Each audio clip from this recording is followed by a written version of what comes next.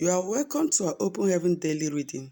Today being Wednesday, September 11th, our topic says, Receiving Prophecies. Our memory verse is taken from 1 Thessalonians chapter 5, verse 20, and it says, Despise not prophesying. The reading for today is taken from 2 Kings chapter 7, from verses 1 to 17.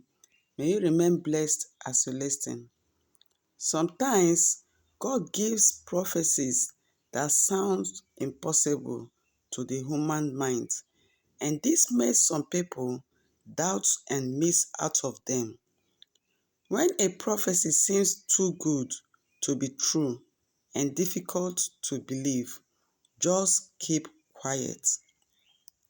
Don't say anything against the prophecy, because if you do, you may never see it fulfilled. In today's Bible reading, the minister voiced his unbelief in Elijah's prophecy. The prophecy came to pass, but because of what he said, he did not live to experience it. What we say and do after receiving a prophecy matters. God told Abraham in Genesis 17:4 and in Genesis 26:3-4 that he would be a father of nations and that his children would be as many as the stars in the sky. At that time, he and his wife were already old and did not have any children. Even though Abraham believed God and it was counted for him for righteousness, Genesis 15:6, the prophecy was not fulfilled immediately. When it appeared as if the prophecy was not going to come to pass, Sarah got Abraham to have a child with Hagar, her handmaid. Despite this, God told him in Genesis 17:1 to walk before him and be perfect, and repeated the prophecy. This time, Abraham doubted in his heart, Genesis 17:17, but he did not speak out, nor did he try another alternative outside God's will. God instructed him to circumcise all the male in his house as a sign of his covenant with him, and Abraham obeyed.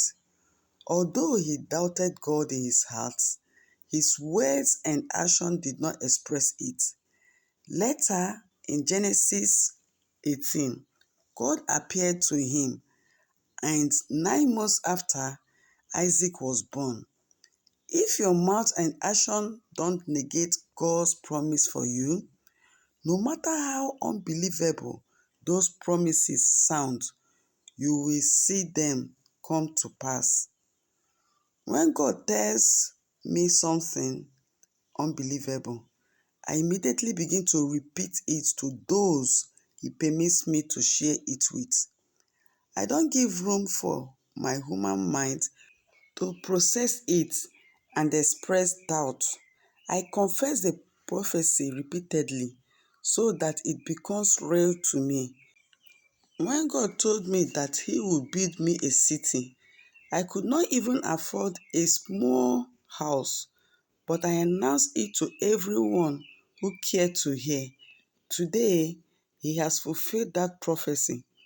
When He shows me trailers bringing in cows to feed the crowds that will be attending our program, I announced it to people even though we did not have money to buy half a dozen cows.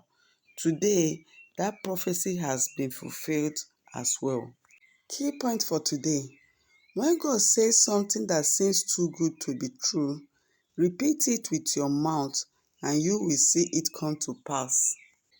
Brethren, I pray that God will grant us the grace and wisdom to handle every prophecy that comes our way. Bye for now and remain blessed.